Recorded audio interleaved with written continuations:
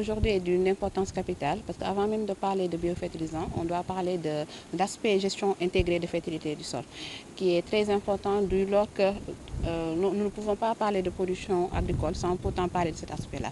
Parce que la gestion intégrée de la fertilité du sol permettra non seulement d'augmenter la production agricole, mais aussi de réduire l'épuisement des réserves en éléments nutritifs. Parce que comme nous le savons, pas mal de sols actuellement sont épuisés en éléments nutritifs du fait de l'utilisation intensive de ces sols-là, mais aussi de l'utilisation des engrais chimiques.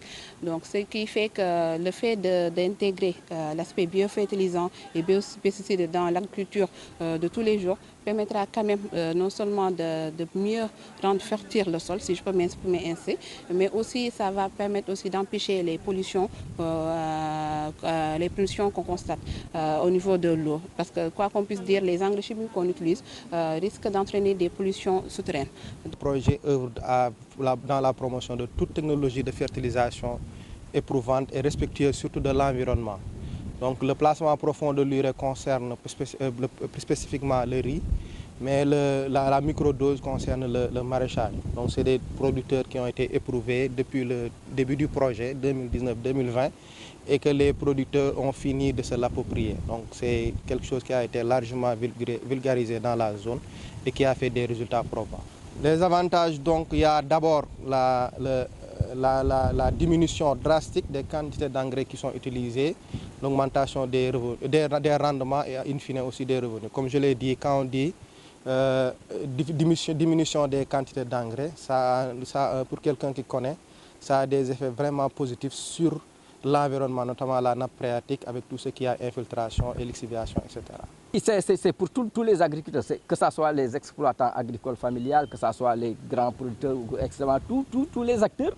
Donc vraiment, c'est une façon vraiment de les aider, donc, mais également d'aider nous, vraiment, les consommateurs.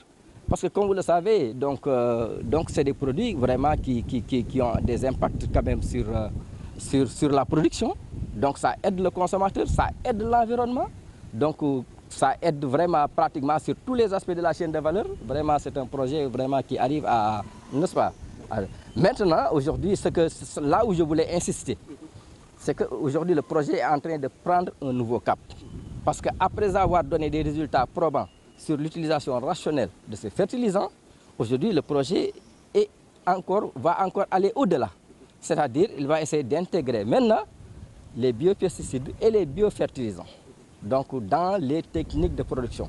Ce qui permettra encore de réduire donc, le coût, l'utilisation des engrais à travers le coût, mais également d'optimiser l'efficience et l'efficacité de l'utilisation de ces produits.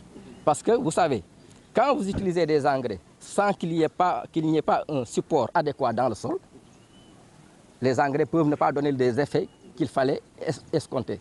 Maintenant, avec l'utilisation des biopesticants, biofertilisants, qui peuvent constituer donc, un support adéquat donc, pour recevoir les engrais dans le sol, donc, avec ça, on arrivera donc non seulement à optimiser la production et la productivité de ces engrais, mais aussi on arrivera quand même à agir donc, de façon adéquate et respectueuse sur l'environnement dans lequel nous produisons, et ce qui permettra donc aux générations et aux générations futures de pouvoir en profiter davantage.